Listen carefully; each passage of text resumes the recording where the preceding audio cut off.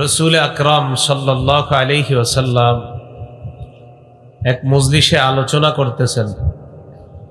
আলোচনা করা অবস্থায় জাআহু আ'রাবিয়্যুন, এক গ্রাম্য ব্যক্তি রসুল আকরাম সাল্লাল্লাহু আলাইহি ওয়াসাল্লামের কাছে আসলেন। আসার পরে জিজ্ঞাসা করলেন, মাতাস-সাআতু ইয়া রাসূলুল্লাহ, হে আল্লাহ রসুল সাল্লাল্লাহু আলাইহি ওয়াসাল্লাম, কিয়ামত কবে হবে? ফামাদা রাসূলুল্লাহ সাল্লাল্লাহু আলাইহি ওয়াসাল্লাম ইউহাদ্দিসু, আল্লাহ রসুল তার কথা ভ্রুক্ষেপ না করে নিজের কথা চালাইতে থাকলেন। ফাকালা বা'দুল কওমি সামি'a মা ক্বালা ওয়া কারিহা মা ক্বাল, সাহাবাদের মধ্যে কেউ কেউ বললেন, নবীজি তার কথা শুনেছে, অপছন্দ করেছে, তাই তার কথার দিকে নবীজি কর্ণপাত করে নাই। ওয়া ক্বালা বা'দুস সাহাবা, অন্যান্য সাহাবাদের মধ্যে কেউ কেউ বললেন, মাল্লাম ইয়াসমাস রাসূলুল্লাহ সাল্লাল্লাহু আলাইহি ওয়াসাল্লাম, বরং আল্লাহ রসুল তার কথাই শুনে নাই। একদল সাহাবা বললেন তার কথা শুনছে, অপছন্দ করছে, তাই তার কথার জবাব দেয় না। আর একদল সাহাবা বললেন রাসূল সাল্লাল্লাহু আলাইহি সাল্লাম তার কথাই শুনে নাই। হাত্তা ইদা ক্বাদা হাদিসা, রাসূল সাল্লাল্লাহু আলাইহি সাল্লাম যখন ওনার কথা শেষ করলেন তখন বললেন, আইনা উরাকুস সাইলু আনিস সাআ, ওই ব্যক্তি কোথায় যে কিয়ামত সম্পর্কে জিজ্ঞাসা করেছে? তো যিনি জিজ্ঞাসা করেছে তিনি বললেন, হা আনা ইয়া রাসূলুল্লাহ, হুজুর এই যে আমি এখানে আছি।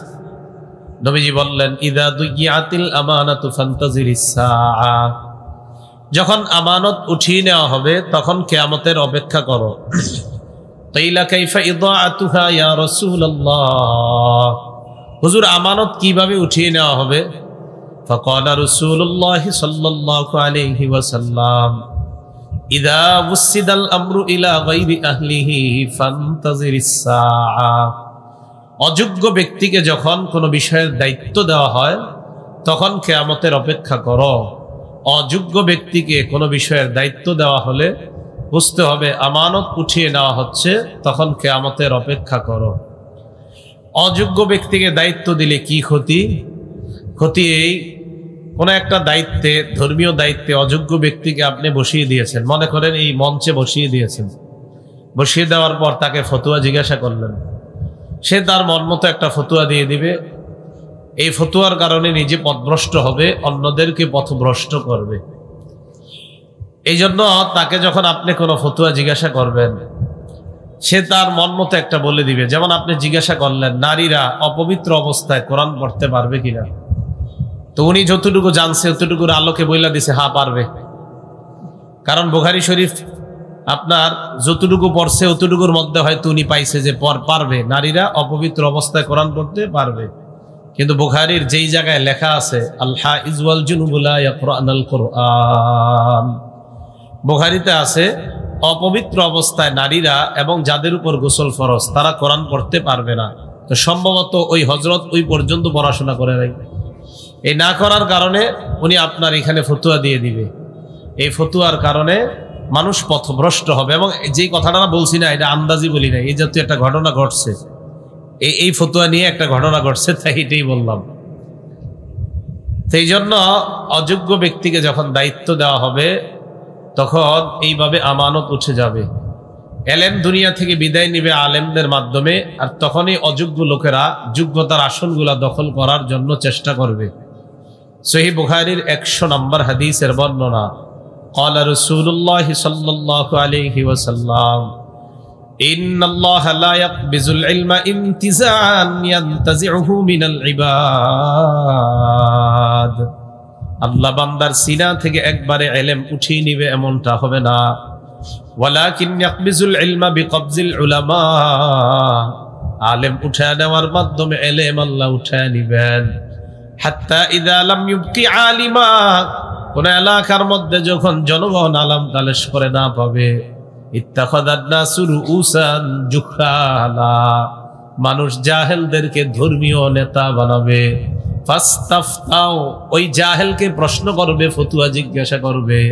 ফাআফতাউ বিগাইরি ইলমিন ফাদাল্লু ওয়া আদাল্লু, ওই জাহেল জ্ঞান ছাড়া বিদ্যা ছাড়া ফতোয়া দিয়ে দিবে, নিজেও পথভ্রষ্ট হবে, অন্যদেরকেও পথভ্রষ্ট করবে। নাউজুবিল্লাহ।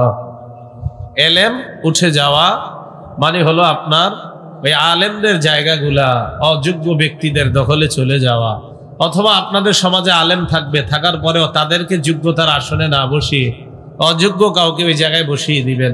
অথবা বুখারী শরীফের 4-5টা হাদিস বললো আপনাদের সামনে, সাও বাংলা বলছে, আরবি না, তো বাংলাটা বলার কারণে দেখছেননি কেমনি দলিলটা দেয়, এর চেয়ে মনে হয় বড় আলেম দুনিয়াতে নাই, বাস এরই আইনে আপনি দাঁড় করায় দিলেন মসজিদের মিম্বারে। হ্যাঁ, এই জন্য এবারে বিপদের সম্ভাবনা আছে। তাহলে আমানত উঠে যাওয়া মানে কেয়ামতের অপেক্ষা করা। যেমন আপনাদের এলাকার একজন নামাজ পড়েন গত 20 বছর যাবত, আপনি মাশাআল্লাহ নামাজে যখন দাঁড়ান তো আপনি এইভাবে তাকবীর বলেন, আল্লাহু আকবার। তা আপনি গত 20 বছর এই কানের লতি বরাবর হাত উঠাইছেন। সৌদি আরব থেকে 20 বছর পর একজন আইসা কয়, দোস্ত এতদিন কি নামাজ পড়স? তো কেন? ও তো নামাজ তো হয় না। আরে নামাজ হয় না মানে আমি 20 বছর তো এইভাবে তাকবীর বলি। না, তাকবীর তো এই জায়গায় বলতে হবে।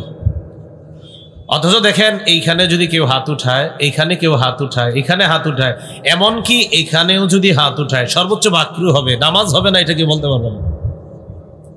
যদি কেউ বলে আল্লাহু আকবার, আল্লাহু আকবার যদি কেউ বলে সর্বোচ্চ মাকরু বলতে পারবে, কিন্তু নামাজ হবে না এটা কেউ বলতে পারবে না।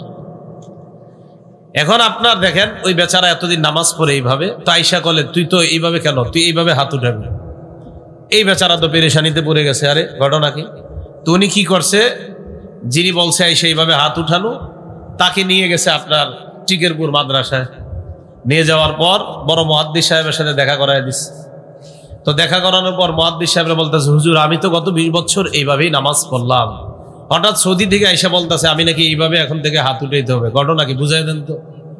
তো হুজুর এইবার বললেন, আপনারা যে উনি বলছে এইখানে হাত উঠাইতে হবে, দলিল দিছে? কয় হ্যাঁ। কয় কোন কিতাবের? কয় মুসলিম শরীফের 390 নাম্বার হাদিস। তো আসলে ওই হাদিসের মধ্যে আসছে রাসূল আকরাম সাল্লাল্লাহু আলাইহি সাল্লাম যখন তাকবীর বলতেন 2 হাত উঠাইতেন কাঁধ বরাবর। বলেন কি বরাবর? কাঁধ বরাবর। তো মুহাদ্দিস সাহেব বললেন, আচ্ছা আপনি 390 নাম্বার হাদিস অনুযায়ী ওনারে দাওয়াত দিতেছেন কাঁধ বরাবর হাত উঠে দেই তো? কয় হ্যাঁ। তো উনি পাল্টা বললেন, আপনি 391 নাম্বার হাদিসটা পড়ছেন মুসলিম শরীফের, 90টা না বললেন, পরের হাদিসটা পড়ছেন? আমি তো পরের হাদিস পড়ি নাই। পরেরটা একটু দেখেন। তো পরের হাদিসের মধ্যে লেখা, আন মালিক ইবনুল হুয়াইরিস রাদিয়াল্লাহু তাআলা আনহু قال, নবীজির সাহাবা মালিক ইবনুল হুয়াইরিস রাদিয়াল্লাহু তাআলা আনহুর বর্ণনা, নবীজি যখন তাকবীর বলে নামাজ শুরু করতেন হাত উঠাইতেন। সাহাবা মালিক ইবনুল হুয়াইরিস বলেন, আল্লাহ নবী যখন হাত উঠাইতেন নবীজির হাতগুলার দিকে তাকায় দেখতাম হাত্তা ইউহাদি বিহিমা উজুনাই, আল্লাহ নবীর 2 হাত কান বরাবর উঠাইতেন। কি বরাবর? তাহলে 390 নাম্বার হাদিসে কাঁধ বরাবর, 391 নাম্বার হাদিসে কি বরাবর? কান বরাবর। তা আপনি ওই হাদিসটা কেন দেখলেন না? 391 নাম্বার হাদিসের শেষের দিকে কাতাদা রাদিয়াল্লাহু তাআলা আনহুর বর্ণনা, আল্লাহ নবী যখন নামাজ শুরু করতেন, নামাজ শুরু করার পর নবীর দিকে তাকায় দেখতাম আল্লাহ নবীর হাতগুলা হাত্তা ইউহাজি বিহিমা ফুরুআ উযুনাইহি, আল্লাহ নবীর 2 হাত কানের লতি বরাবর উঠাইতেন। কি বরাবর? তাহলে কাঁধ পাইলাম, কান পাইলাম, কানের লতি পাইলাম। বলেন তো মুসলিম শরীফের 390 নাম্বার হাদিসে আছে কাঁধ, 391 নাম্বার হাদিসে আছে কান, 391 নাম্বার হাদিসের শেষে আছে কানের লতি। কি আছে? কানের। এখন আপনি যে আইসা ওই বেচারার ভুল ধরলেন, তো বেচারা 391টা পালন করছে, আপনি বললেন না আমি 390টা। আমি যদি আপনার পাল্টা বলি উনি 391 নবীর হাদিস অনুযায়ী তো চলছে, তা আপনার সমস্যাটা ছিল কোথায়? কি বলেন? উনি তো সঠিক সুন্নাহের উপরে ছিল। 390 নাম্বার হাদিস মুসলিম শরীফের হাদিস তো কোনো জাল দুর্বল হাদিস মুসলিম শরীফে নাই। মুসলিম শরীফ বুখারী শরীফে কোনো জাল দুর্বল হাদিস নাই, সব সহিহ হাদিস। তো মুসলিম শরীফের 390 নাম্বার হাদিস সহিহ কিনা? আরে বলেন সহিহ কিনা? তো 391টা সহিহ কিনা? তো এই বেচারায় তো 391 নাম্বার সহিহ হাদিসের উপরে ছিল, আপনি কেন আইসা তাকে নতুন দাওয়াত দিলেন? হ্যাঁ, এখন আমার দিকে তাকান, এই যে দেখেন হাত উঠাইলাম আমি। তহাবি শরীফের 1 নম্বর খন্ড 144 নম্বর পৃষ্ঠা আছে, নবীজি সাল্লাল্লাহু আলাইহি সাল্লামের হাতের এই 2 বৃদ্ধাঙ্গুলি করিবাম মিন শাহমাতাই উযুনাই, নবীজির এই 2 বৃদ্ধাঙ্গুলি কানের লতি বরাবরের কাছাকাছি, কানের লতির কাছাকাছি যাইতো। এবার দেখেন আমি কানের লতির কাছাকাছি রাখলাম, আমার হাতের তালু কিন্তু কান বরাবর নাই, হাতের তালু আছে কাঁধ বরাবর। দেখেন তো, এই যে হাতের তালু আছে কি বরাবর? কাঁধ। আর বৃদ্ধাঙ্গুলি আছে লতি বরাবর, আর আঙ্গুলগুলো আছে কি বরাবর? কান বরাবর। বলেন আঙ্গুলগুলো কি বরাবর? আর হাতের তালু কাঁধ। হাতের তালু কি বরাবর? কাঁধ। তাহলে হাতের তালু যদি কাঁধ বরাবর হয় 390 নম্বর হাদিসের উপর আমল হয়। বৃদ্ধাঙ্গুলি যদি লতি বরাবর হয় 391 নম্বর হাদিসের শেষের অংশের উপর আমল হয়। আঙ্গুল যদি কান বরাবর হয় তো 391 নম্বর হাদিসের প্রথম অংশের উপর আমল হয়। এর মানে কান বরাবর হাত উঠাইলে রসুলের 3টা হাদিসের উপর আমল হয়। এখন আপনি নতুন করে ওনাকে দাওয়াত দিতে আসছেন। এজন্য ভাই, আর কেউ একটা সঠিক আমল করলে তাকে আইসা আপনি যদি নতুন করে আবার অন্য আমলে নিতে চান, এখন আমি যদি পাল্টা প্রশ্ন করি, আমার আগের আমল আমি কেন করব না, এই জবাব দিয়ে যান। যদি আমার আগের আমল ঠিক থাকে তো আপনি আমাকে নতুন আমল কেন শিখাবেন? আর যদি আপনি বলেন আমি বাংলাদেশে থেকে একটা করছি, সৌদিকে আরেকটা শিখছি, আমার প্রশ্ন হবে আপনি বাংলাদেশে থেকে যদি সঠিকটা করে থাকেন ওখানে গিয়ে আরেকটা কেন ধরছেন সেটা বলেন। আমি বলছি না ওইটা ভুল, আমি বলছি না আপনি যেটা নতুন করে দলছেন এটা ভুল, এটাও বলছি না, কিন্তু আপনি আগের সঠিকটা বাদ দিলেন কেন সেটা বলেন। তো এই জন্য রসুল আকরাম সাল্লাল্লাহু আলাইহি সাল্লাম বলেন, এলেম উঠে যাবে, আলেমদেরকে উঠিয়ে নেওয়ার মাধ্যমে তখন সমাজে মুফতির সংখ্যা এত বেড়ে যাবে, ঘরে ঘরে শার্ট প্যান্টওয়ালা সব মুফতি হয়ে যাবে। সবাই আপনার বলবে যে আপনার কি বুখারীতে আছে, এটা মুসলিম শরীফে আছে, এটা তো কি বুখারী শরীফে হাদিসটা একটু পড়ে শোনান না, বলবে এত নাম্বার হাদিস, তো হাদিসটা পড়ে শোনান। হাদিস আর বলবে না, তখন আপনার বাংলা কয়েকটা কথা বলে দিবে। তো বলে দেওয়ার পর এখন দেখেন আপনি 2-4টা হাদিস যাই না, আপনি কেন নিজেকে মনে করতেছেন যে আমি সব জানতাম? এটা তো ঠিক না। আল্লাহ আমাদেরকে বুঝার তৌফিক দান করেন। তো বলছিলাম রসুল আকরাম সাল্লাল্লাহু আলাইহি ওয়াসাল্লামের হাদিস অনুযায়ী আমলের কথা বলছিলাম। এই আমল একজনের সঠিক আমল করলে তারে নতুন দাওয়াত দেন কেন? ও আরেকটা হাত রাখা নিয়ে আপনারা ইয়াতে আছেন, এইভাবে রাখবেন না এইভাবে রাখবেন না এইভাবে রাখবেন। তিরমিজি শরীফের 252 নম্বর হাদিসে আসছে, কানা রাসূলুল্লাহ সাল্লাল্লাহু আলাইহি ওয়াসাল্লাম ইয়াউম্মুনা, আল্লাহর নবী আমাদের ইমামতি করতেন। ফায়াখুযু শিমালাহু বিয়ামিনিহি, আল্লাহর নবী তার বাম হাত মুবারক ডান হাত দ্বারা ধরতেন। কি আসছে? বাম হাত ডান হাত দিয়ে ধরতেন। বাম হাত ডান হাত দিয়ে ধরতেন, এখানে না এখানে, এখানে কোথাও আসে না। বাম হাতকে ধরতেন ডান হাত দিয়ে, এতটুকু মনে রাখবেন। সহিহ বুখারীর 740 নম্বর হাদিসে আসছে, কানান নাসু ইউমারুনা আইয়াদুআর রাজুলুল ইউমনা আইয়াদুআর রাজুলুল ইয়াদাল ইউমনা আলা জিরাইহিল ইউসরা। সাহাবাদেরকে আদেশ করা হতো সাহাবারা যেন তাদের ডান হাত বাম হাতের বাহুর উপর রাখে। তিরমিজির বর্ণনায় পাইলাম ডান হাত দিয়ে বাম হাত ধরা, বুখারীর বর্ণনায় পাইলাম ডান হাত বাম হাতের বাহুর উপর রাখা। তাহলে দেখেন, তিরমিজির বর্ণনায় বাম হাত ধরা, বুখারীর বর্ণনায় বাহুর উপর হাত রাখা, বাহু, তাহলে বাহু পাওয়া গেলাম। এখন আসেন আবু দাউদ শরীফের 727 নম্বর হাদিসে কি আসছে দেখেন।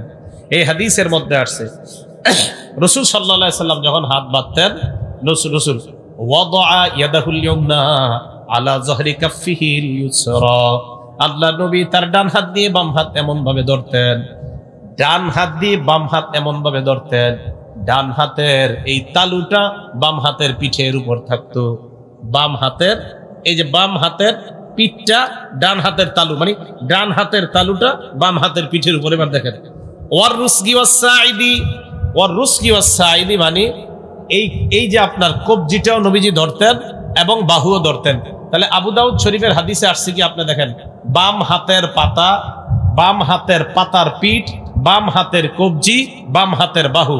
তিরমিজিতে আসছে শুধু বাম হাত, বুখারীতে আসছে বাম হাতের বাহু, আর আবু দাউদ শরীফে আসছে বাম হাতের এই হাতের যে তালুর পিঠ আসছে, হাতের কবজি আসছে, বাহু আসছে। এবার আমার দিকে তাকান, এই যে হাত রাখলাম দেখেন তো বাম হাতের তালুর উপরে পিঠের উপরে হাত আছে কিনা? আছে। কবজি ধরছি কিনা? এই আঙ্গুলগুলা বাহুতে আছে কিনা? তাহলে আবু দাউদের 727 নম্বর হাদিস মানলে তিরমিজি এবং বুখারী এবং আবু দাউদ 3 হাদিসের উপর আমল হয়ে যায়। এখন যে কথাটা বললাম না, গত 2টা কথা, এটার নাম কি জানেন? এটারই কয় হানাফি মাযহাব। এনে আপনি কোরআন সুন্নাহর বাইরে কোনটা পাইছেন এটা আমারে কোন একটা কথা খালি বলেন যেটা কোরআন সুন্নাহর বাইরে, আজকে থেকে আমিও মাযহাব মানবো না, বলেন। এখন যদি বলেন হুজুর তাহলে হানাফি নাম হইলো কেন? সবসময় বাংলাটা মুখস্থ রাখবেন। বলেন সুবিন্যস্ত সংকলন। এবার বলেন কোরআন ও সুন্নাহর সুবিন্যস্ত সংকলন, এটাকে হানাফি মাযহাব বলা হয়। কোরআন সুন্নাহর সুবিন্যস্ত সংকলন কি? হানাফি মাযহাব। কোরআন সুন্নাহর সুবিন্যস্ত সংকলন শাফি মাযহাব। কোরআন সুন্নাহর সুবিন্যস্ত সংকলন মালিকি মাযহাব। কোরআন সুন্নাহর সুবিন্যস্ত সংকলন হাম্বলি মাযহাব। এই জন্য মনে রাখবেন, মাযহাব মানে নতুন কোন ধর্ম এরকম না। বুখারী শরীফ যেমন একটা হাদিসের সংকলন, মুসলিম শরীফ যেমন হাদিসের সংকলন, হানাফি মাযহাব কোরআন সুন্নাহর সুবিন্যস্ত সংকলন, শাফি মাযহাব কোরআন সুন্নাহর সুবিন্যস্ত সংকলন। আবার বুঝবেন, বুখারী শরীফে ইমাম বুখারী হাদিস আবিষ্কার করে নাই, সংকলন করছে। মুসলিম শরীফের মধ্যে হাদিস আবিষ্কার করে নাই, সংকলন করছে। তিরমিজি শরীফে ইমাম তিরমিজি হাদিস আবিষ্কার করে নাই, হাদিস সংকলন করছে। ইমাম আবু হানিফা নতুন করে হাদিস বানায় নাই। ইমাম আবু হানিফা 40 জন ফিকহি বোর্ডের সদস্য নিয়া কোরআন সুন্নাহর সুবিন্যস্ত একটা সংকলন করছে, এটার নাম হানাফি মাযহাব। এজন্য আপনারা ভুল বুঝেন না, নতুন কোনো দাওয়াত পায়া আগেরটা ছাড়ার আগে বুঝা শুইনা ছাইরেন। বুঝেন নাই কথাটা? আল্লাহ বুঝার তৌফিক দান করেন। এখন আমি পার্সোনালি বলবো, আমারে যদি বলেন আপনি হানাফি ফিক কেন ফলো করেন, অনুসরণ করেন মাযহাব, আমি বলবো ইনশাল্লাহ আমি দলিলের আলোকে আমার দলিলকে আমি সর্বাগ্রে রাখতে পারবো ইনশাল্লাহ, তাই আমি হানাফি মানি, ফিক মানি, মাযহাব মানি। এখন আপনি যদি বলেন না আমি শুধু একটাই মানবো, তা আপনি একটা মানতে আপনারা না করছে কি? আপনি পারলে আপনি আমাকে আগে ভুল প্রমাণিত করবেন। তা আল্লাহ আমাদের সকলকে ঝগড়া থেকে বেঁচে থাকার তৌফিক দান করেন। আমানত 8 প্রকার। বলেন আমানত কয় প্রকার? 8 প্রকার। 1 নাম্বার আল আমানাতু ফিল ইবাদা, ইবাদতের ক্ষেত্রে আমানত। ইবাদতের ক্ষেত্রে আমানত মানে আল্লাহ রাসূল যেইভাবে ইবাদত করতে পদ্ধতি শিখিয়ে দিয়েছেন, আল্লাহ যেইভাবে ইবাদত করতে বলেছেন, এটার নাম হলো ইবাদতের ক্ষেত্রে আমানত। আর এইভাবে ইবাদত না করা, এটার নাম হলো ইবাদতের ক্ষেত্রে খেয়ানত। আমাদের নবী ইসলামে শরীয়তের মধ্যে 2টা ঈদ রাখা গেছে, কিভাবে আমরা পালন করব এই পদ্ধতি আমাদেরকে শিখাইয়া দিয়েছেন। এখন যদি নতুন কোন ঈদ বানায় আর কেউ কয় এটাও একটা ইবাদত, বুঝতে হবে এটা নবীর পদ্ধতির ইবাদত না, এটা নিজেদের মন গড়া বানানো ইবাদত। এটার নাম হলো বেদাত। এটার নাম কি? তাহলে আল আমানাতু ফিল ইবাদা, ইবাদতের ক্ষেত্রে আমানত। রাসূল সাল্লাল্লাহু আলাইহি সাল্লাম ঈদ রেখে গেছে কয়টা? বলে না কয়টা? 2টা। এখন আপনি নতুন একটা বানায় বললেন সবচেয়ে সেরা ঈদ এটা। আরে নবীরটা সেরা হবে না বানানো? আমাদের বানানোটা সেরা হবে। আচ্ছা একটু বলেন না, মনে করেন আমরা বানাইছি, আমরা কয়েকজন বানাইছি একটা, আর নবীজি আমাদেরকে দিছে 2টা, আর আমরা এই স্টেজের হুজুরা মিলা বানাইছি একটা। আমাদেরটা সেরা হবে না নবীরটা সেরা হবে? তো সোজা কথা। তাই আপনি আবার নিজের বানানোটাকে কিভাবে সেরা বলেন? কি বুঝে আসছে? তাহলে নিজের বানানো এটাকে সেরা বলা যাবে না। মন দিয়ে শুনলেন, আল আমানাতু ফিল ইবাদা, ইবাদতের ক্ষেত্রে আমানত। আল্লাহ যেইভাবে বলছে, নবী যেই পদ্ধতি শিখিয়ে দিয়েছেন, এই পদ্ধতিতে ইবাদত করার নাম হলো আমানত, এর উল্টা করার নাম হলো খেয়ানত। মুসলিম শরীফের 8 নম্বর হাদিসের বর্ণনা, জিবরিল আমিন আল্লাহ রাসূলের কাছে আসলেন, আসার পর প্রশ্ন করলেন, মাল ইহসানু ইয়া রাসূলুল্লাহ, ইহসান কাকে বলে আপনার কাছে জানতে চাই। আল্লাহ নবী জবাব দিলেন, আনতা আবুদাল্লাহ কাআন্নাকা তারা, এমন ভাবে তুমি আল্লাহর ইবাদত করবা যেন তুমি আল্লাহকে দেখতে পাও। ফাইল্লাম তাকুন তারা, যদিও তুমি আল্লাহকে দেখতে না পাও, ফাইন্নাহু ইয়ারাক, আল্লাহ তোমাকে দেখতে পায়। নামাজের মধ্যে যখন দাঁড়াই আমাদের চেহারার সামনে আল্লাহ থাকে। কে থাকে? আলেম ছাড়া অন্যদের চেহারা কালো হয়ে গেছে। এইটা আবার কি কইলেন আপনি? আমগো না চেহারার সামনে আল্লাহ থাকে মানে? আসলে আল্লাহ থাকে। দলিল সহিহ বুখারী 6111, কত হয়? 6111 নম্বর হাদিস। এই হাদিসে আসছে, বাইনামান নবী সাল্লাল্লাহু আলাইহি ওয়াসাল্লাম ইউসাল্লি ফারাআ ফি কিবলাতিল মসজিদি নুখামা, নবীজি নামাজের মধ্যে দাঁড়াইলেন, সামনে দেয়ালের মধ্যে দেখলেন নাকের শ্লেষা, নাকের ময়লা দেখা যায়। কে যেন নাকের ময়লা ফালাইছে। ফাহাক্কাহা বিয়াদিহি, আল্লাহ নবী নিজের হাত মুবারক দ্বারা ওই নাকের ময়লা পরিষ্কার করছেন। পরিষ্কার করার পর ফাতাগাইয়াজা ওয়াজহু রাসূলিল্লাহ, নবীর চেহারা মুবারক লাল হয়ে গেছে, রাগান্বিত হয়ে গেলেন। নবীজি সাহাবাদেরকে ডাক দিয়ে বললেন, ইন্না আহাদাকুম ইযা কানা ফিস সালাহ, যখন তোমাদের কেউ নামাজের মধ্যে থাকো, ফা ইন্নাল্লাহা হিয়ালা ওয়াজহিহি, মনে রাখবা তোমার চেহারার সামনে আল্লাহ থাকেন। বলেন চেহারার সামনে কি থাকে? এটা বুখারী শরীফের বর্ণনা। আমার কষ্ট কোথায় জানেন? আমরা যারা মোবাইলে বুখারী পড়ি, কয়েকটা হাদিস পড়ি, আর সবগুলো পড়ি না। এইটা পড়েন না কেন? এটা কেন পড়তে কই জানেন?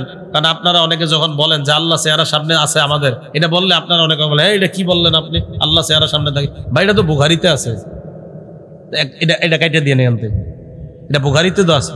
যদি বলেন না এটা কেমন কথা, তো কাইটা দেন, কাইটা দিয়া বুখারী শরীফের হাদিস সংখ্যা ফাথুল বারী অনুযায়ী ৭৫৬৩টা, একটা কাটলে ৬২টা বাকি নাকি? এই হাদিস আমি যে কোনো একটা জায়গায় বলছি, আপনার যে কোনো একটা জায়গা বলতে একটা মাহফিলে গেছি, তো যেই জায়গা আপনার মানে আমাদের পন্থী লোকের চাইতে অন্য পন্থী বেশি, তো সেখানে বলার পর প্রথম দিকে সবার চেহারা খুব কালা। তো যখন বললাম সহিহ বুখারী ৬১১১ নম্বর হাদিস, আমি বুঝতে পারতেছি পিছন থেকে সাথে সাথে মোবাইল খুলতেছে, খুলে দেখা সত্যি তো এটা আছে। এখন তো টেনশন। তো আমি বললাম আল্লাহ চেহারার সামনে থাকে। আল্লাহ কোথায় থাকে? নামাজে, চেহারার সামনে। এখন চিন্তা করে বুখারী এটা কি আসলে এরকম থাকে নাকি চেহারার সামনে? হ্যাঁ আল্লাহ থাকে, নবীজি বলছে। তো আপনি না বিশ্বাস করলে কি করা? কি নামাজে দাঁড়াইলে আর চেহারার সামনে কে থাকে? এই বুখারী শরীফের বর্ণনা, ফালা ইয়াতানাখামান্না আহাদুকুম হিয়ালা ওয়াজহিহি, তোমাদের কেউ যেন চেহারার সামনে নাকের ময়লা না ফালায়। তাহলে ইবাদত করা এমন ভাবে কেমন যেন আল্লাহকে দেখতে পাই, যদিও আল্লাহকে দেখতে না পাই। বলেন আমাকে কে দেখে? আল্লাহ দেখে। এটা হলো ১ নাম্বার আমানতের প্রকার। আমানত প্রকার নাম্বার ২, আল আমানাতু ফি হিফজিল জাওয়ারিহ, অঙ্গ প্রত্যঙ্গ গুলা গুনাহ থেকে হেফাজত করা, এটা আমানত। অঙ্গ প্রত্যঙ্গ দিয়ে গুনাহ করা, এটার নাম হলো খিয়ানত। বুঝেন কথা? তিরমিজি শরীফের ২৫০৪ নম্বর হাদিস, সুইলা রাসূলুল্লাহ সাল্লাল্লাহু আলাইহি ওয়াসাল্লাম আইয়ুল মুসলিমিনা আফজল, আল্লাহর রাসূলকে প্রশ্ন করা হলো সবচেয়ে শ্রেষ্ঠ মুসলমান কে? নবী জবাব দিলেন মান সালিমাল মুসলিমুনা মিন লিসানিহি ওয়া ইয়াদিহি, যে মুসলমানের হাতের এবং জবানের কষ্ট দেওয়া থেকে অন্য মুসলমান নিরাপদ হয়ে যায়, এই মুসলমানটা পৃথিবীর শ্রেষ্ঠ মুসলমান হয়ে যায়। হাত দ্বারা কাউকে কষ্ট দেওয়া যাবে না, হাত দ্বারা এমন কর্ম করা যাবে না যেই কর্মে মানুষ কষ্ট পায়। হাত দ্বারা জন্মদিনের কেক কাটা যাবে না, কারণ কেক কাটা এটা মুসলমানের সংস্কৃতি না। নবীর জন্মদিনে, নবীর জন্মদিন উদযাপন উপলক্ষে কেক কাটা মানে আমানতের খেয়ানত করা আর নবীর দুশমন প্রমাণিত হওয়া। হাত দিয়ে কেক কাটে। আমি আচ্ছা মনে করেন জন্মদিন কার? নবীর। ফুল দিয়া সাজাই দিয়ে আরেকজন, ঘটনা কি? একদম ঘুরে ফেলে। জন্মদিন কার? তো ফুল আরেকজন কেন? একদম পুরো ঢেকা ফেলছে। মানে আমি ঠিক আছে ভাই, মাইনা নিলাম আপনি নবীর জন্মদিন পালন করতে, তো ফুল দিয়ে আপনারে ডাকছে কেন? না থাক, এটা তো বলে না, কিন্তু ফুল দিয়ে আপনারে ডাকছে কেন? এটা আমার মাথায় ধরে না। যদি কন যে ওই দিন ফুল দিয়া কাউরে ডাকতো, তো আমাকে সবাইরে ডাকেন, সমস্যা কি? খালি একজনে কেন? রাসূল সাল্লাল্লাহু আলাইহি সাল্লামের জন্মদিনে ফুল দিয়া একজনে পুরা ঢাকা হয়। হ্যাঁ মাঝে মাঝে বুঝি না। আবার এই যে এটা বললাম না, এখন হয়তো অনেকে বিভিন্ন জায়গাতে বলতে চায় থুর আপনি বুঝলে কি না বুঝলে কি, আমগোটা আমরা করবই। তাহলে হাত এবং জবানের কষ্ট দেওয়া থেকে অন্যরা যেন নিরাপদ থাকে। তো কেক কাটা তো এমনি, জন্মদিন পালন করা তো এমনি মুসলমানের সংস্কৃতি না। আবার নবীর জন্মদিনে কেক, এমনি তো সংস্কৃতি, আবার নবীর জন্মদিনে কেক কাটে। কত বড় স্পর্ধা! রাসূল সাল্লাল্লাহু আলাইহি সাল্লামের জন্মদিনে কেক কাটে। মনে রাখবেন, রাসূলের জন্মদিনে উপলক্ষে কেক কাটা, এই হাতের খেয়ানত করা, আল্লাহ রাসূলকে কষ্ট দেওয়া, রাসূলের দুশমন প্রমাণিত হওয়া। এটা রাসূলের মহব্বত না? অঙ্গ প্রত্যঙ্গ গুনাহ থেকে হেফাজত করা। সহিহ বুখারী ৬৬১২ নম্বর হাদিস, ক্বালা রাসূলুল্লাহ সাল্লাল্লাহু আলাইহি ওয়াসাল্লাম ইন্নাল্লাহা কাতাবা আলা ইবনি আদম হাজ্জাহু মিনাজ জিনা আদরাকা যালিকা লা মাহালা। আল্লাহ পাক রব্বুল আলামিন আদম সন্তানকে জিনার পরীক্ষা দ্বারা পরীক্ষা করবেন। এই পরীক্ষায় সবাই পড়া লাগবে। ফাজিনাল লিসান আল মান্তিক, মুখের জিনা হলো কথা বলা। ওয়া জিনাল ইয়াদি আল বাচ, হাতের জিনা হলো স্পর্শ করা। ওয়ান নাফসু তামান্না ওয়া তাশতাহি, অন্তর কল্পনা করা, এটা অন্তরের জিনা হয়ে যায়। সহিহ বুখারী ২৪৬৫ নম্বর হাদিসের বর্ণনা। আল্লাহ নবী বলেন ইয়াকুমুল জুলুস আলা তুরুকাত, তোমরা রাস্তাঘাটে বৈঠক করা থেকে বাঁচবা। অযথা আজাইরা চিন্তা ভাবনা, আজাইরা গল্প গুজব থেকে তোমরা বাঁচবা। সাহাবারা বললেন মা লানা বুদ্দুন ইন্নামা হিয়া মাজালিসুনা নাতাহাদ্দাসু ফিহা ইয়া রাসূলুল্লাহ। রাস্তাঘাটে আমরা ধর্মীয় আলোচনা করি, আমরা ভালো কথা বলি, রাস্তাঘাটে ভালো কথাও কি বলা যাবে না? আল্লাহ নবী বললেন ফাইন আবাইতুম ইল্লাল মাজালিসা, রাস্তাঘাটে যদি বসতে হয় ফাআতুত তরিক হাক্কা, রাস্তার হক আদায় করবা। সাহাবারা প্রশ্ন করলেন, মা হাক্কুত তরিক ইয়া রাসূলুল্লাহ, রাস্তার হক আবার কি জিনিস? আল্লাহ রাসূল বললেন, রাস্তার হক হলো 5টা। বলেন রাস্তার হক কয়টা? 1 নাম্বার গদ্দুল বাসর, নজর নিচে নামায় রাখা। 2 নাম্বার ওয়াকাফুল আযা, কষ্টদায়ক বস্তু সরায়া দেওয়া। কষ্টদায়ক বস্তু সরায়া দেওয়া, এই আমলটা সবাই করেন, এটা খুব দামি আমল। সহিহ বুখারী 652 নম্বর হাদিসের বর্ণনা। قال رسول الله صلى الله عليه وسلم بينما رجل يمشي بطريق وجد غصن شوك على الطريق, রাস্তায় হাঁটতেছে, রাস্তায় হাঁটার সময় রাস্তার মধ্যে কোনো কাঁটা পেয়ে যায়।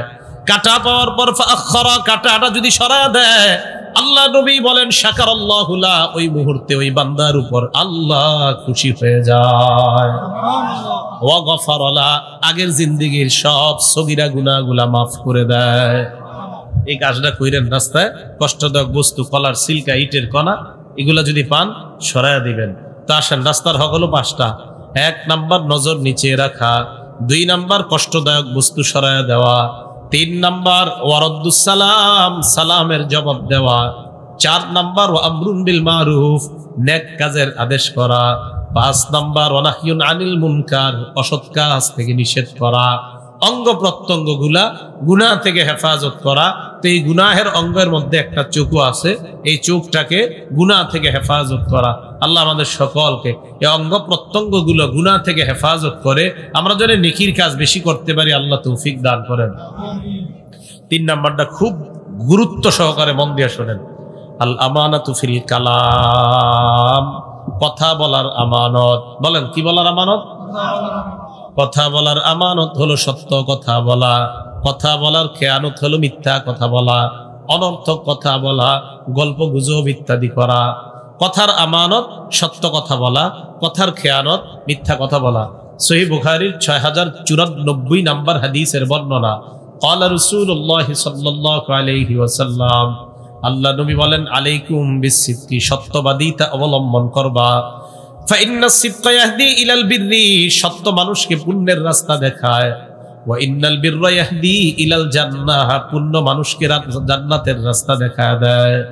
ইন্নার রাজুলা লা ইয়াসদুকু, কোন মানুষ যখন সত্য কথা বলে, সকাল বিকাল সর্বদা যদি সত্য কথা বলে, ওয়া ইয়াতাহাররাস সিদকা, সব সময় যদি সত্য কথা বলে, হাত্তা ইউকতাবা ইনদাল্লাহি সিদ্দিকা, এই লোকটার নাম আল্লাহর খাতায় আবু বকরের মতো সিদ্দিক লেখা হয়ে যায়।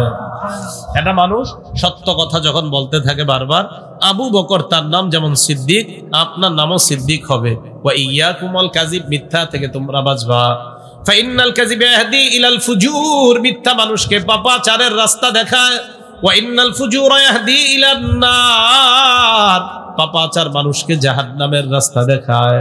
ইন্নার রাজুলা লা ইয়াকযিব, বান্দা যখন মিথ্যা কথা বলে, ওয়া ইয়াতাহাররাল কাযিবা, বারবার যখন মিথ্যা কথা বলে, হাত্তা ইউকতাবা ইনদাল্লাহি কাযযাবা, ওই বান্দার নামটা আল্লাহর খাতায় মুসাইলামা, মিথ্যা নবুয়ত দাবিদারের মতো কাযযাব লিপিবদ্ধ হয়ে যায়। বলেন নাউযুবিল্লাহ। সত্য কথা বলা, সিদ্দিক হওয়া, কাযযাব থেকে বেঁচে থাকার চেষ্টা করা। আল্লাহ সকলকে সিদ্দিক হওয়ার তৌফিক দান করেন। তাহলে এই জবান দিয়া কোনো উল্টাপাল্টা কথা না বলা। এই জন্য কি করণীয়? করণীয় হলো কথা কম বলা। সবাই বলেন কি করা? সংক্ষেপে কথা বলা। বলেন কিসে কথা বলা? সংক্ষেপে কথা বলা। হ্যাঁ, এই জায়গায় নবাবগঞ্জের উলামায়ে কেরাম সহ সবাইকে বলবো, আপনারা দূর দূরান্তের আলেমদের চাইতে এলাকা ভিত্তিক মুহাদ্দিস যারা আছে তাদেরকে প্রাধান্য দেন, তাদেরকে বিভিন্ন ওয়াজ মঞ্চে নিয়ে বসান। তারা খুব বেশি প্রয়োজন এই মঞ্চগুলোতে। একটা বিষয় দিয়ে দিবেন, সময় দিয়ে দিবেন 60 মিনিট। 3 জন মুহাদ্দিসকে দাওয়াত দেন দোহারের, 3 জনকে সময় দিয়ে দেন 60 মিনিট করে। 3 জনকে 3টা বিষয় ধরিয়ে দেন। সুর থাক না থাক এটা কোনো দরকার নাই। বলবেন কোরআন সুন্নাহ শুনবো আপনার থেকে 1 ঘন্টা, আপনার থেকে 1 ঘন্টা, আপনার থেকে 1 ঘন্টা। কোরআন সুন্নাহ শোনেন, ইনশাআল্লাহ সমাজ বিপ্লব হতেই হবে ইনশাআল্লাহ। এই জন্য ফিকির করা, এই এলাকার উলামায়ে কেরাম যারা, আপনারাও খুব বেশি ফিকির করা। খায়ের, আবু দাউদ শরীফের 5008 নম্বর হাদিসের বর্ণনা। ক্বালা রাসূলুল্লাহ সাল্লাল্লাহু আলাইহি ওয়াসাল্লাম, আল্লাহ নবী বলেন, লাকাদ উমিরতু আন আতাজাওয়াজা ফিল কওল, আমাকে আদেশ করা হয়েছে আমি যেন কথা সংক্ষেপ করি। নবীজি বললেন, আমাকে বলা হয়েছে আমি যেন সংক্ষেপে কথা বলি। কেন? ফাইনাল জাওয়াজা হুয়া খাইর, সংক্ষেপে কথা বলার মধ্যেই কল্যাণ, সংক্ষেপে কথা বলার মধ্যেই কল্যাণ, বেশি কথা বলার মধ্যে অকল্যাণ।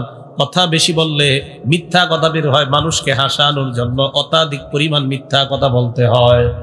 মানুষকে হাসাইতে যদি বলেন কোনো আলোচককে, মানে আমারই বললেন হুজুর আপনি আম করে কিন্তু আজকে 20 মিনিট হাসাইতে হইব, তো এই বেচারা কি করব, 20 মিনিট এমন মিছা কথা বানাইবো, বানায় আপনাদেরকে শোনাইবো, শোনাইলে ফেরেশতারা এই মেজলিসকে বেষ্টন করে আসে না, আরে আসে না, ওই কোন এই জায়গায় যদি বৈশাখে মিথ্যা কথা বলে ফেরেশতা 1 মাইল দূরে চলে যায়। কয় মাইল?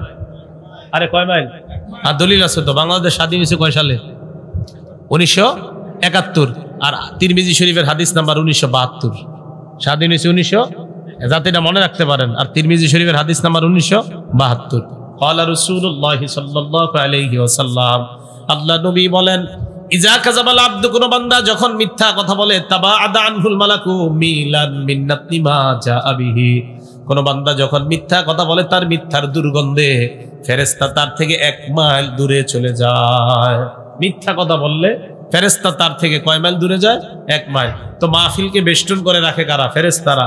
এখন এখানে যদি মিথ্যা কথা বলে তো ফেরেশতা কয় মাইল দূরে চলে যাবে? 1 মাইল দূরে চলে যাবে।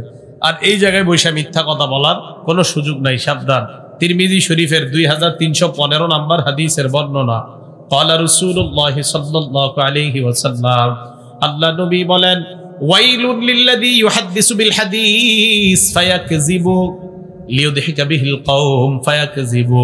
আল্লাহ নবী বলেন, কোন ব্যক্তি যখন মানুষকে হাসানোর জন্য কথা বলে আর কথার মধ্যে যদি মিথ্যা ঢুকায় দেয়, ওয়াইলুল্লাহ ওয়াইলুল্লাহ, ওই ব্যক্তি ধ্বংস, ওই ব্যক্তি ধ্বংস। বলেন নাউযুবিল্লাহ।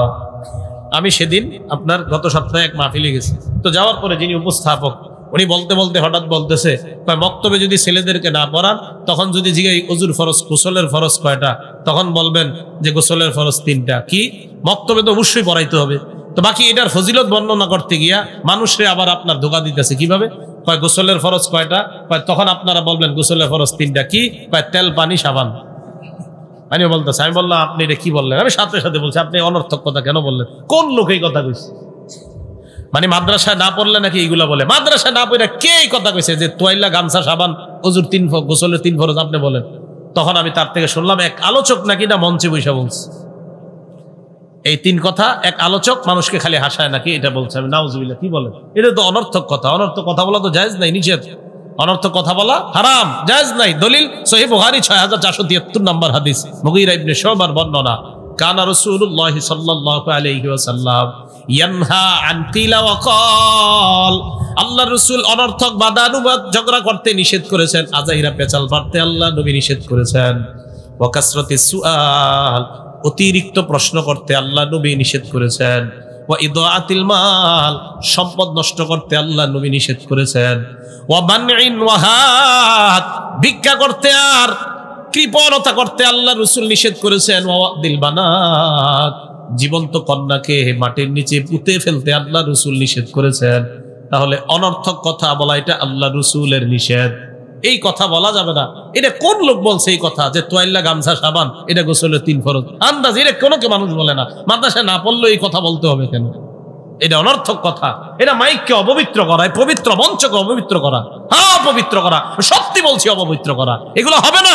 এই রক্ত যতদিন আছে, কোরআন সুন্নাহ, আমি এই দেশে কি করব আল্লাহ জানে। বাকি মুখ যতদিন চলবে কোরআন সুন্নাহ প্রতিষ্ঠিত করতেই হবে দেশে।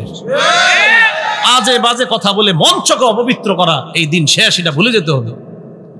অসম্ভব। আমার রক্তে এখন কোরআন সুন্নাহ, এছাড়া আমি কিছু বুঝি না, জানি না আমি কোন দিকে যাচ্ছি। পবিত্র মঞ্চে বসে কি কয় না কয়, মানুষকে মিথ্যা কথা বলে হাসায়। তিরমিজি শরীফে রাসূল বলছেন, ওয়াইলুল্লাহ ওয়াইলুল্লাহ, সে ধ্বংস, সে ধ্বংস। এখানে বসে মিথ্যা কথা বলার কোনো সুযোগ নাই। রাসূল আকরাম সাল্লাল্লাহু আলাইহি সাল্লাম তো বললেন, মুখের আমানত, সত্য কথা বলা, মুখের খেয়ানত, মিথ্যা কথা বলা। এখন আমি যে পদ্ধতিতে বয়ান করি, আমারে অনেকে খালি পরামর্শ দিতেছে, আমারে খালি দেয়, উপদেশ দেয়, পরামর্শ দেয় যে এটা এইভাবে না সেভাবে। আমি বলে দিয়েছি আমি এভাবেই চলবো। আপনি মানে যে আমি জানি কেন পরামর্শ দেওয়া শুরু করছে, আপনি পরামর্শ এটা দিতে পারেন না, আরো 10 জন এরকম তৈরি করেন। এরে বলেন কোরআন সুন্নাহ বলতে, আমাদের দরকার নাই, আমারে বলানোর দরকার নাই, 100 জন তৈরি করে। এটা না বলে বলতেছি, এটা না বললে মাঝে মাঝে একটু ওইগুলা বলা যায় না, বলে যে কোনো একটা বিষয় বলে। আমি বললাম আল্লাহ রসুলের কথা বলার চেয়ে আপনি উমুকের কথা বলাটা কেন প্রাধান্য দিচ্ছেন আমার কাছে? রসুল আকরাম সাল্লাল্লাহু আলাইহি সাল্লাম বলেন যে হাসির ছলেও কেউ যদি অনর্থক কথা মিথ্যা বলে 70 বছর জাহান্নামের গভীরে এসে যেতে পারে। তিরমিজি শরীফে 1314 নম্বর হাদিসের বর্ণনা, ক্বালা রাসূলুল্লাহ সাল্লাল্লাহু আলাইহি ওয়াসাল্লাম ইন্নাল আবদা লা ইয়াতাকাল্লামু বিল কালিমা লা ইয়ারা বিহা বাসা। কোন মানুষ যখন কথা বলে চিন্তা ভাবনা ছাড়া, মনে করে এটা কথার কথা বললাম। অনেক মানুষ দেখবেন এমন কথা বলে, বলার পর বলে এটা আমি কথার কথা বললাম। আল্লাহ নবী কয় তোমার জানাও নাই, ইয়াহউই বিহা ফিন্নারি 70 খরিফা, এই কথার কারণে তোমার 70 বছর জাহান্নাম হয়ে গেছে, তোমার জানাও নাই। সহিহ বুখারীর বর্ণনা 6474 নম্বর হাদিসের বর্ণনা, সাহাল ইবনে সাদ রাদিয়াল্লাহু তাআলা আনহু বলেন, ক্বালা রাসূলুল্লাহ সাল্লাল্লাহু আলাইহি ওয়াসাল্লাম ইন্নাল আবদা লা ইয়াতাকাল্লামু বিল কালিমাতি মা ইয়াতাবায়্যানু ফিহা।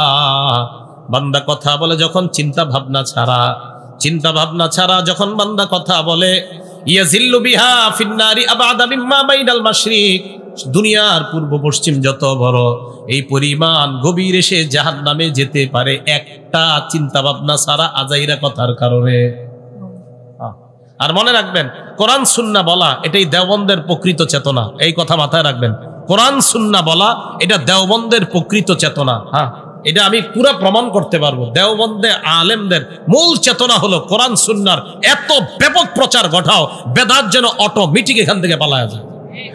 এটা দেওবন্দের চেতনা, সত্যি এটা দেওবন্দের চেতনা। এই চেতনা এখন অন্যরা নিয়ে নিতে চায় না, এটা আমগো না, এটা দেওবন্দের মূল চেতনা। দেওবন্দের হিস্টোরি পড়েন। রাসূল আকরাম সাল্লাল্লাহু আলাইহি সাল্লাম বলেন হাসির ছলে মিথ্যা কথা বলা যাবে না। আল্লাহ রাসূল সাল্লাল্লাহু আলাইহি সাল্লাম সহিহ বুখারীর 6477 নম্বর হাদিসের মধ্যে বলেন, মানুষ মাঝে মাঝে এমন কথা বলে যেই কথায় আল্লাহ কষ্ট পাওয়া যায়, আল্লাহ রাগান্বিত হয়ে যায়। আজাইরা কথা বলে যাতে আল্লাহ রাগান্বিত হয়। ক্বালা রাসূলুল্লাহ সাল্লাল্লাহু আলাইহি ওয়াসাল্লাম ইন্নাল আবদা লা ইয়াতাকাল্লামু বিল কালিমাতি মিন সাখাতিল্লাহ, মাঝে মাঝে মানুষ কথা বলে এমন কথা যেই কথায় আল্লাহ রাগান্বিত হয়ে যায়। লা ইউলকি লাহা বালা, চেতনাও নাই, চিন্তাও নাই, তুমি এমন কথা বললা যেই কথায় আল্লাহ রাগান্বিত হয়ে গিয়েছেন, এমন কথা বলার কোনো সুযোগ নাই। তাহলে এই মুখ দিয়ে মিথ্যা কথা বলা যাবে না, যা বলা সত্য কথা বলা। তিরমিজি শরীফের 1973 নম্বর হাদিসের বর্ণনা, আম্মা জান আয়েশা সিদ্দিকা রাদিয়াল্লাহু তাআলা আনহা বলেন, মা কানা খুলুকুন আবগাযা ইলা রাসূলিল্লাহি সাল্লাল্লাহু আলাইহি ওয়াসাল্লাম মিনাল কাযিব। আল্লাহ রসুলের কাছে সবচাইতে অপছন্দনীয় জিনিস ছিল মিথ্যা কথা বলা। এই মিথ্যার চাইতে অপছন্দনীয় আর কিছুই ছিল না। কোন ব্যক্তি যখন নবীর কাছে মিথ্যা কথা বলতো, বলার পর মা ইয়াজালু ফি নাফসিহি, আল্লাহ নবী এই কথা বলতেই পারতেন না, আমার সাথে লোকটা মিথ্যা কথা কেন বললো? খায়, মসজিদে যায়, নামাজ পড়ে, রসুলের পেরেশানি কাটে না, কি হয়েছে আপনার, এমন কেন? আর বইল না, ওই লোকটা আমার সাথে মিথ্যা কথা বলছে, আমি ভুলতেই পারি না, মিথ্যা কথা আমি বলতে পারতেছি না, কেন মিথ্যা বললো? হাত্তা ইয়ালামা আন্নাহু কদ আহদাসা মিনহা তাওবা। নবীজি যদি জানতে পারতেন হুজুর যেই ব্যক্তি আপনার সাথে মিথ্যা কথা বলছে ওই লোকটা তওবা করছে, আল্লাহ রসুল তখন শান্তি পাইতেন। এর আগ পর্যন্ত আল্লাহ রসুল কোনো শান্তি পাইতেন না। মিথ্যা বললে রসুল বরদাস্ত করতে পারতেন না, শান্তি পাইতেন না, যে আমার সাথে এই লোক মিথ্যা কেন বললো, এটা ঠিক না, হ্যাঁ এটা অন্যায়। যেমন আপনাদের এখানে আজকে মাহফিলে আসছে, তো ইব্রাহিম খলিল, মাওলানা মুফতি ইব্রাহিম খলিল ভাই, ছাত্র ভাই, উনি ফোন দেয় কোথায় আছেন, তো আমি যেখানে আছি ওই জায়গার নাম বলাটাই তো সত্য কথা। এখন আমি আসি মনে করেন আপনার ইয়াতে ওই বাবুবাজার ব্রিজ, তো উনি আমারে বলতেছে কই আছেন, আমি যদি বলি টিকিরপুর, এটা কি সত্য কথা না মিথ্যা কথা? হ্যাঁ এটা মিথ্যা কথা, এই তো অন্যায় কথা, সত্যি এটা আসলেই মিথ্যা কথা। হ্যাঁ এই মিথ্যা কথা হচ্ছে অহরহ। শুধু কি তাই, 3টা মাহফিল ধরার জন্য আসর মাগরিবও বাদ হয়ে যাচ্ছে। হ্যাঁ হায়রান। সহিহ বুখারী 3267 নম্বর হাদিস, ইউজাউ বির-রাজুলি ইয়াউমাল কিয়ামা, বক্তাকে কিয়ামতের ময়দানে ডেকে নেওয়া হবে, নেওয়ার পর ফায়ুলকা ফিন-নার, বক্তাকে জাহান্নামে নিক্ষেপ করা হবে। বক্তাকে মানে আমি যদি এই জাতীয় লোক হই, আমাকে নেওয়ার পর জাহান্নামে নিক্ষেপ করা হবে। নিক্ষেপ করার পর ফাতানদালিকু আখদাবুহু ফিন-নার, আগুনের মধ্যে জ্বলে পুড়ে তার নারী বুড়িগুলা বের হয়ে যাবে। সহিহ বুখারী 3267 নম্বর হাদিস, এটা কোনো গল্প নয়।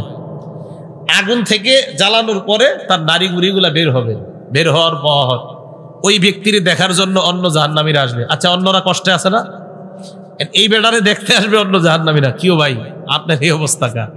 আসার পর বলবে আলাম তাকুন তা'মুরুনা বিল মারুফ, আমনে নাম করে কত ওয়াজ করতেন, আজকে আপনি এখানে কেন? ওয়া তানহানা আনিল মুনকার, আপনি না আমাদেরকে অসৎ কাজ থেকে নিষেধ করতেন। বক্তা সাহেব জবাব দিবে কুনতু আমুরুকুম বিল মারুফ ওয়ালা আতিহি, আমি তোমাদেরকে নেক কাজের আদেশ করতাম, আমি নিজে করতাম না। ওয়া কুনতু আনহাকুম আনিল মুনকার, আমি তোমাদেরকে অপছন্দনীয় কাজ থেকে নিষেধ করতাম, অন্যায় কাজ থেকে নিষেধ করতাম। ওয়া আতিহি, আমি নিজেই কাজগুলো করতাম। এই জন্য ভয়ঙ্কর অবস্থা, যারা কথা বলে চিন্তা ভাবনা করে বলা দরকার। মুসনাদে আহমদের বর্ণনা, আল্লাহ নবী বলেন মারারতু লাইলাতান উসরিয়া বিহি বিআকওয়াম, মেরাজের রাতে একদল মানুষের পাশ দিয়ে আমি অতিক্রম করলাম, এদের দিকে আমি তাকাইলাম, তাকিয়ে দেখলাম তুকরাজু শাফাহুম বিমাকারিজ মিন নার, তাদের এই জিহ্বার ঠোঁটগুলা আগুনের কেচি দ্বারা কাটা হচ্ছে।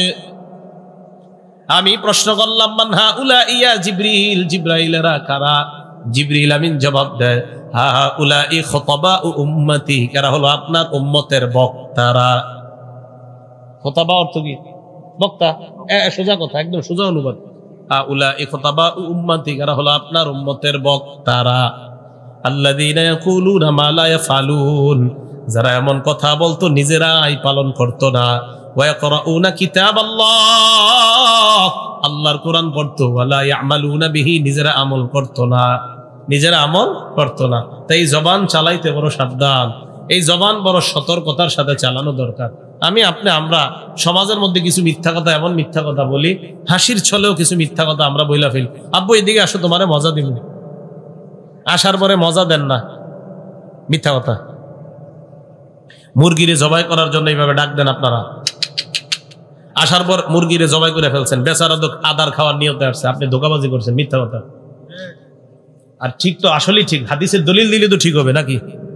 আবু দাউদ শরীফের 4991 নম্বর হাদিস, আব্দুল্লাহ ইবনে আমির রাদিয়াল্লাহু তাআলা আনহুর বর্ণনা, দাআতনি উম্মি ওয়া রাসূলুল্লাহ সাল্লাল্লাহু আলাইহি ওয়াসাল্লাম ফি বাইতিনা, আমার আম্মা আমারে ডাক দিছে। ওই মুহূর্তে আল্লাহর রাসূল আমাদের বাসায় ছিলেন, নবীজি আমাদের বাসায় ছিলেন। আমার আম্মা আমাকে ডাক দিলেন।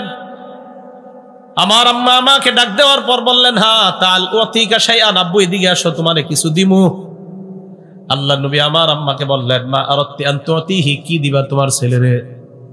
ওই নারী জবাব দিলেন উতিহি তামারা, হুজুর খেজুর দিমু। রাসূল কে আসলে খেজুর আছে তো তোমার হাতে? জি হুজুর খেজুর আছে।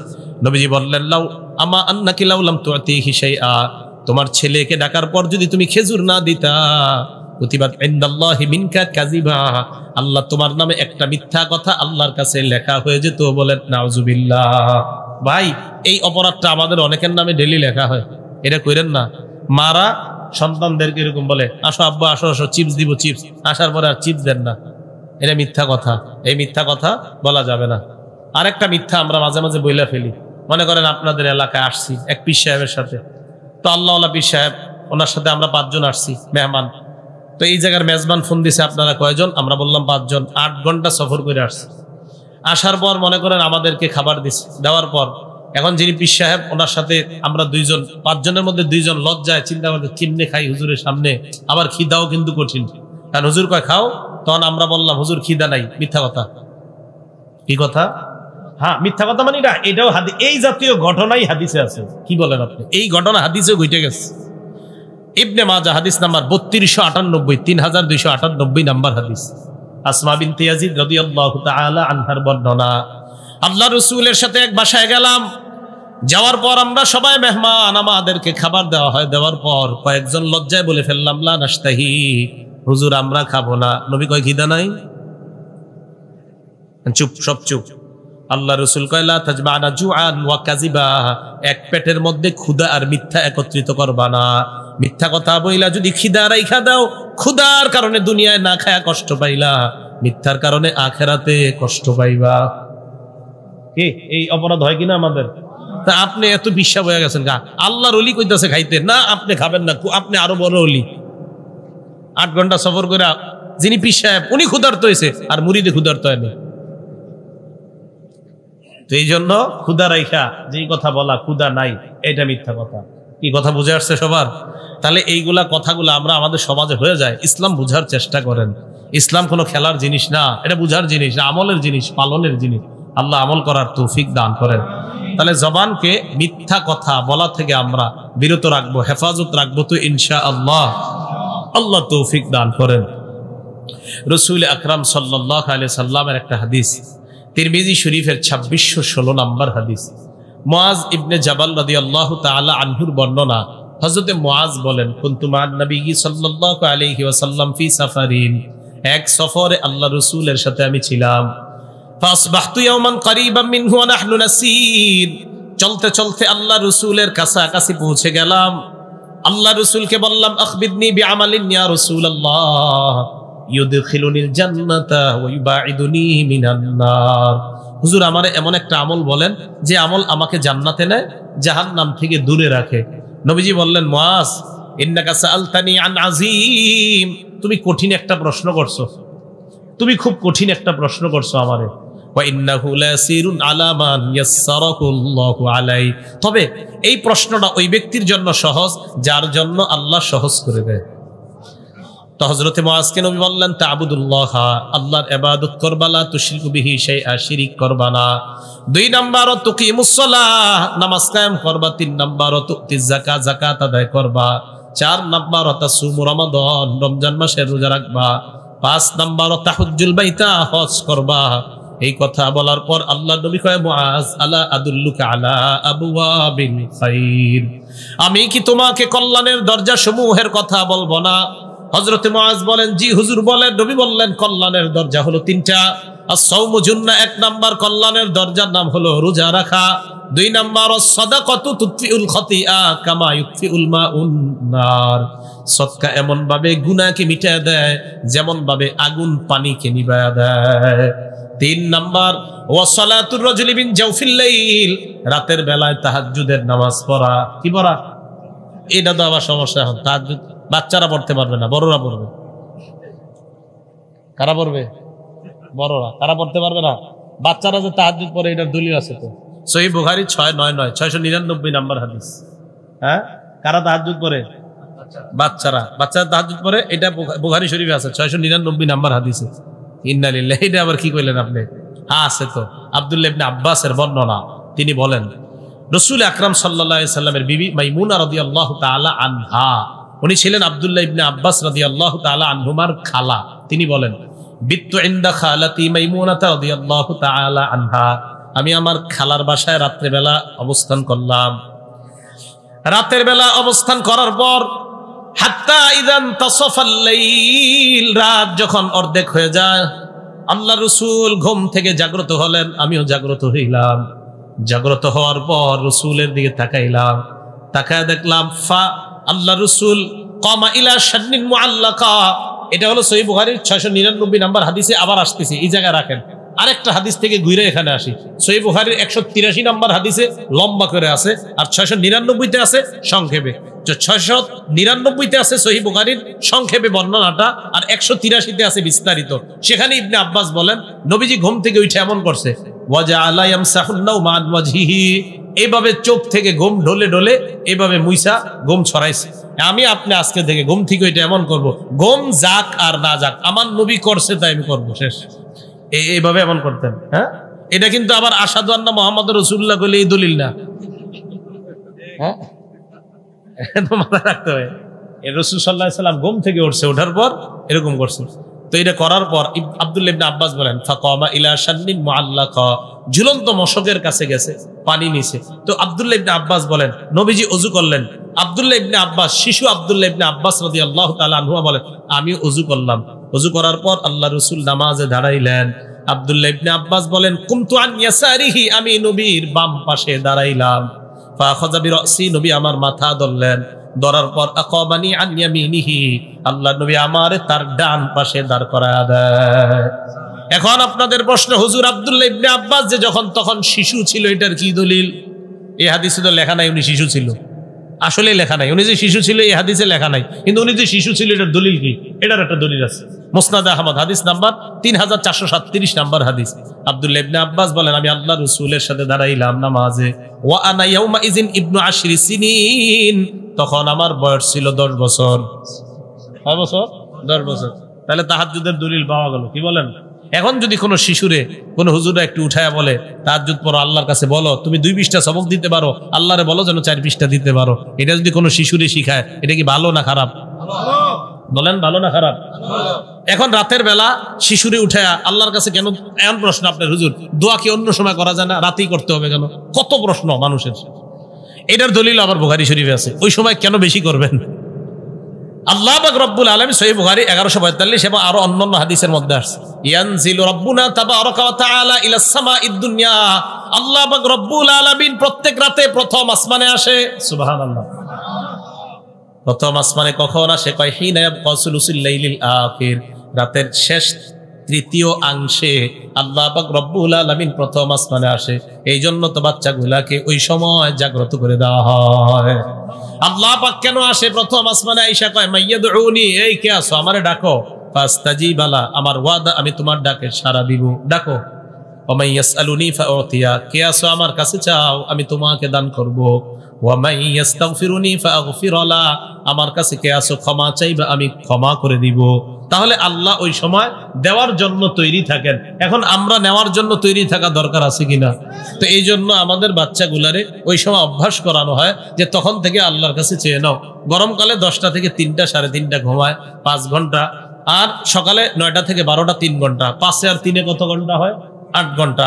ডাক্তারে জিজ্ঞাসা করেন, ডাক্তার বলবে 8 ঘন্টা এনাফ ঘুমের জন্য, স্বাস্থ্য ঠিক রাখার জন্য। শীতকালে সেই ঘুমটা আরো 9 থেকে 10 ঘন্টা হয়। তাহলে সমস্যাটা কোথায় সেটা বলেন।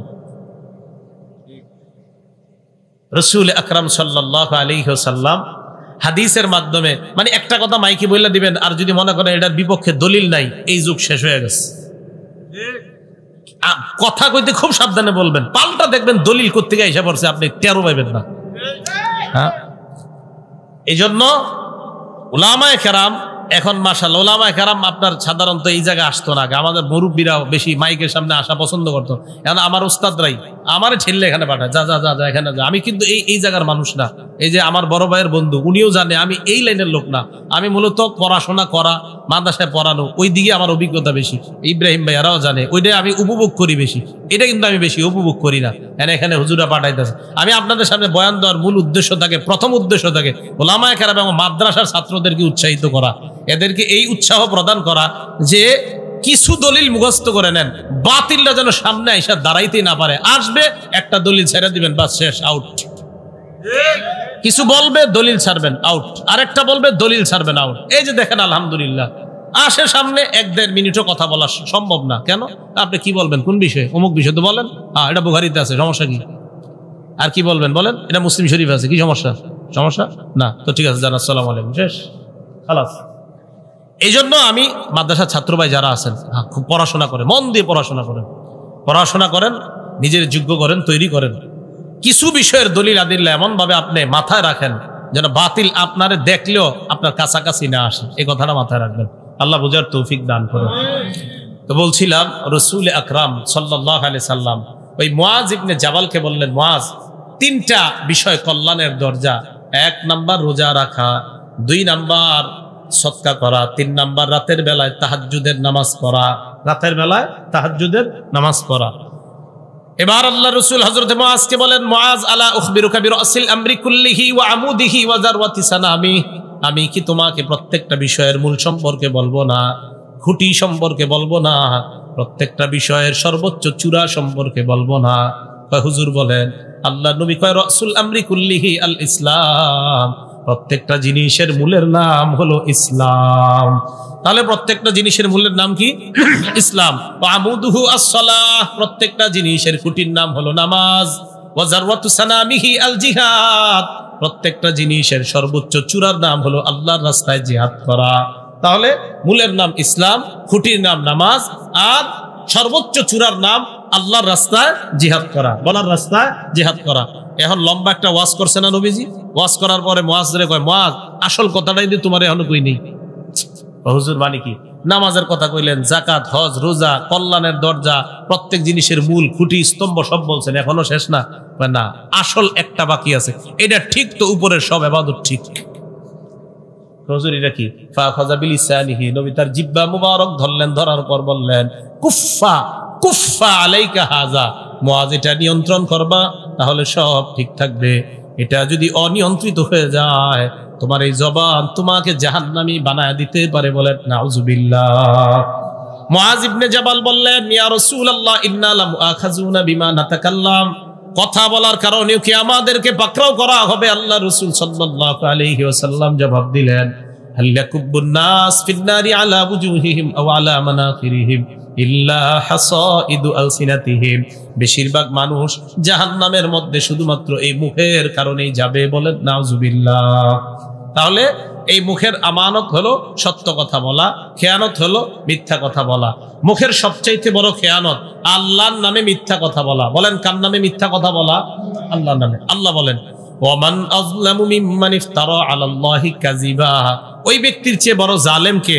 যে ব্যক্তি আল্লাহর নামে মিথ্যা অপবাদ দেয়। তাহলে মনে করবেন আল্লাহর নামে মিথ্যা অপবাদ দেয়, এটা কি? জালেম। যেমন আল্লাহর ধন রসুলকে দিয়া, রসুল আল্লাহ গেলেন গায়েব হয়ে, আর রসুলের ধন খাজাকে দিয়ে, খাজা রসুল সাল্লাল্লাহু আলাইহি সাল্লাম গেলেন গায়েব হয়ে। এটা আল্লাহর নামে মিথ্যা কথা, রসুলের নামে মিথ্যা কথা। এটা কোন জায়গায় কইছে আল্লাহ তাআলা যে আমি আমার ধনভাণ্ডার নবীরে দিয়ে গায়েব হয়ে গেছি? এটা কোথায় আছে? এটা আল্লাহর নামে কি কথা? হ্যাঁ, আল্লাহর নামে মিথ্যা কথা বলা, এটা সবচেয়ে বড় জুলুম। এরপর সবচেয়ে বড় অন্যায় মুহাম্মদ সাল্লাল্লাহু আলাইহি সাল্লামের নামে মিথ্যা কথা বলা। সহিহ বুখারী 109 নম্বর হাদিস, ক্বালা রাসূলুল্লাহ সাল্লাল্লাহু আলাইহি ওয়াসাল্লাম, আল্লাহ নবী বলেন, মাইয়াকুল আলাইয়া মা লাম আকুল, আমার নামে যদি কেউ এমন কথা বলে যেই কথাটা আমি বলি নাই, ফাল্যাতাবাওয়া মাকআদাহু মিনান নার, ওই ব্যক্তি যেন তার ঠিকানা জাহান্নামে বানায় নেয়। আমি যা বলি নাই এমন কথা যদি আমার নামে কেউ বলে, সে যেন তার ঠিকানা জাহান্নামে বানায় নেয়। বিসমিল্লাহ। দেয়ালের মধ্যে লেখা উতলুবুল ইলমা ওয়ালাউ বিসসিন, চীন দেশে গিয়া হইলো বিদ্যা অর্জন করো। নিচে লেখা আল হাদিস। আল হাদিস মানে নবী বলছে বিদ্যার্জনের জন্য তুমি চীন দেশে হলেও যাও। নাউজুবিল্লাহ বলেন। এটা কোন জায়গায় গেছে নবীজি? এটা নবীজির কথা না, এটা রাসূল সাল্লাল্লাহু আলাইহি ওয়াসাল্লামের মিথ্যা কথা, এটা নবীজির উপরে মিথ্যা কথা। এটা তো নবীজি বলে নাই। মান আমিলা বিমা আলিমা ওয়ারাসাহুল্লাহু ইলমা মা লাম ইয়ালাম, যে ব্যক্তি জানা একটা বিষয়ের উপর আমল করে, আল্লাহ তাকে অজানা বিষয়ের জ্ঞান দান করে দেয়। মাশাআল্লাহ, সুবহানাল্লাহ তো কইছেন অনেকজনে। এইটাও একটা জাল হাদিস। হ্যাঁ, এটা রাসূলের বাণী নয়। আমি ওভার কনফিডেন্স দিয়ে বলছি, এটা রাসূল সাল্লাল্লাহু আলাইহি সাল্লামের বাণী নয়। এটা রাসূলের নামে মিথ্যা কথা। কথা তো বড় চমৎকার। এটা রাসূলের বাণী নয়, অন্য কারো বাণী। এটার নিচে আল হাদিস লেখা যাবে না। এটা রাসূল সাল্লাল্লাহু আলাইহি সাল্লামের বাণী না। আরো আছে অনেকগুলো আছে যেগুলা অহরহর বলা হচ্ছে না, এগুলা রাসূল সাল্লাল্লাহু আলাইহি সাল্লামের বাণী না। আল জান্নাতু তাহতা আকদামিল আজওয়াজ, স্বামীর পায়ের নিচে স্ত্রীর বেহেশত। কইছি কথা লেখা আন্তাজি? হ্যাঁ, স্বামীর পায়ের নিচে স্ত্রীর বেহেশত, এটা কে কইছে? নবীজির হাদিস। এটা রাসূলের হাদিস না, এটা রাসূলের নামে মিথ্যা কথা। সহিহ বুখারী 110 নম্বর হাদিস, মান কাযাবা আলাইয়া মুতাআম্মিদা, আমার নামে যদি কেউ ইচ্ছা করে মিথ্যা কথা বলে, সে যেন তার ঠিকানা জাহান্নামে বানায় নেয়। বলেন নাউযুবিল্লাহ। মুসলিম শরীফ খুললেই 1 নম্বর হাদিস, একদম খুললেই ক্বালা রাসূলুল্লাহ সাল্লাল্লাহু আলাইহি ওয়াসাল্লাম, নবীজি বলেন, লা তাকযিবু আলাইয়া, আমার নামে মিথ্যা কথা বলবা না। ফাইন্নাহু মাইয়াকযিব আলাইয়া ইয়ালিজিন নার, আমার নামে যে মিথ্যা কথা বলে সে জাহান্নামে প্রবেশ করবে। বলেন নাউযুবিল্লাহ। আমার নামে মিথ্যা বলবা না। মুসলিম শরীফের 6 নম্বর হাদিস, ইয়াকুনু ফি আখিরিজ জামান উনাস, শেষ জামানায় একদল মানুষ আসবে, ইয়াতুনাকুম মিনাল আহাদিস মা লাম তাসমাউ আনতুম ওয়ালা আবাউকুম, এরা এমন এমন হাদিস বলবে যা তোমরাও শোনো নাই, তোমাদের বাপ দাদারাও শোনে নাই। এদের থেকে দূরে থাকবা। মাশাআল্লাহ, মাইকের সামনে বৈশা বল দিয়ে অনেকে বলে আল্লাহ নাকি এটা বলছে। কি? আল্লাহ বলছে যে বান্দা তুমি এটা করো, আল্লাহ বলছে এটা করো। আরে ভাই, আল্লাহ নামে মিথ্যা কথা, সত্যি মিথ্যা কথা। হ্যাঁ, জাল বর্ণনা। কোথায় বলছে জমিন দে আল্লাহ কথা, ফেরেশতার আল্লাহ কথা কোথায় বলছে? মসজিদে তাসবিহ পড়তেছে একদিন বসে আসরের পরে, সুবহানাল্লাহ সুবহানাল্লাহ। ছোট্ট একটা মজলিসে আলোচনা শুরু করছে একজন, ভাই কথা বললেন না, মসজিদে কথা বলা অন্যায়। মসজিদে 3 কাজ, সহিহ মুসলিমের বর্ণনা, জিকির করা, নামাজ পড়া, কোরআন তেলাওয়াত করা, এই 3 কাজ ছাড়া মসজিদে কোনো কাজ নাই। এখন আপনারা আবার অনেকে মনে মনে করবে, হুজুর তাহলে ইমাম সাহেব যে জুমার দিন খুতবা দেয়, এটা কি? এটাও জিকির? এটা কি? এটা জিকির? মান পাবলিকের প্রশ্ন, আজীব প্রশ্ন। কইরা লাইতো এটা না কইয়া দিলে। তো যাই হোক, এই হুজুর যে বয়ান দেয় এটা জিকিরের অন্তর্ভুক্ত। আচ্ছা যাই হোক, এখন কথা হলো আল মুস্তাদরাক লিল হাকিমের মধ্যে আসছে সহিহ বর্ণনা, মসজিদের মধ্যে ইয়াতাহাল্লাকুনা, মানুষ গোল মিটিং বানাবে, গোল মিটিং করবে, এটা হারাম, মসজিদে এটা হারাম। তো আমি তাসবিহ পড়তেছি, হঠাৎ ছোট্ট একটা মজলিসের মধ্যে বলতেছে, ভাই কথা বললেন না, কথা বললে ফেরেশতা ওই ব্যক্তিরে বলে ইয়া ওয়ালিয়াল্লাহ উসকুত, হে আল্লাহর ওলি তুমি চুপ করো। চুপ না করলে কইয়া আব্দুল্লাহ উসকুত, হে আল্লাহর বান্দা তুমি চুপ করো। চুপ না করলে কইয়া আদু আল্লাহ উসকুত, হে আল্লাহর দুশমন তুই চুপ কর। আল্লাহ রসুল কিন্তু বলছে ফেরেশতা এই কথা বলে, নাউজুবিল্লাহ কোন সবাই। এটা রসুলের বাণী নয়, এটা রসুল বলে নাই, রসুল সাল্লাল্লাহু আলাইহি সাল্লামের নামে তাহলে এই মিথ্যা কথাও বলা যাবে না। মাদ্রাসা ছাত্র ভাই যারা আছেন, মেশকাত দাওরা কঠিন গুরুত্ব সহকারে পড়াশোনা করবেন, মেশকাত এবং দাওরাটা। আর দাওরার যে কিতাবগুলো আছে গুরুত্ব সহকারে পড়াশোনা করবেন ইনশাআল্লাহ।